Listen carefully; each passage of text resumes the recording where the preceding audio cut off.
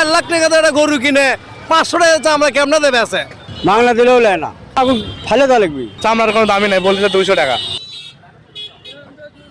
গরিবের হক মারে খাচ্ছে, আমি তো বুঝলাম না। এটা তো ইতিমেদের হক। 4-500 টাকা একটা চামড়া বেচবে, 4 লাখ টাকা দিয়ে একটা গরু কিনে 500 টাকা চামড়া কেমনে দেবে আছে? কালার এক্সপার্ট, জর্জ স্যাপ এবং মাইল্ড অন হ্যান্ডস টেকনোলজি সমৃদ্ধ অরিক্স ক্রিস্টাল ওয়াশ আপনার লন্ড্রি এক্সপার্ট। আমি এই চিন্তা করে বাঁচিচ্ছি না, বলে মানে কত দাম মানে লিতিছে না। এখন ফালে যে দিব সে জায়গাও পাচ্ছি না। সরকার তো এটা করছে না, সরকারের ছাওয়া পাওয়ালে করছে, সরকার তো বোঝাই আছে। লিখছে না তো কি করবো, তাছাড়া লিখছেই না আপনি।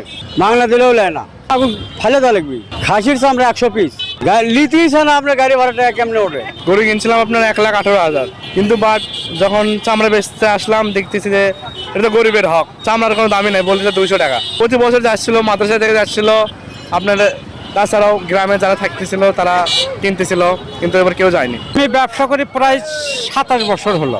এই 27 বছরের ভিতর সবচেয়ে চামড়ার দাম এবারেই কম। কেমিক্যালের জন্য আমাকে চামড়ার দাম কম, প্লাস কোম্পানিরা আমাকে টাকা দেয় না, কোনো লেখাপড়া নাই, শুধু মৌখিক হিসেবে তাদেরকে চামড়া দেয়, তারা চামড়া নিয়ে যায়, আমাদেরকে টাকা দেয় না। কোটি কোটি টাকা কোম্পানি আমাদের মেরে খাচ্ছে।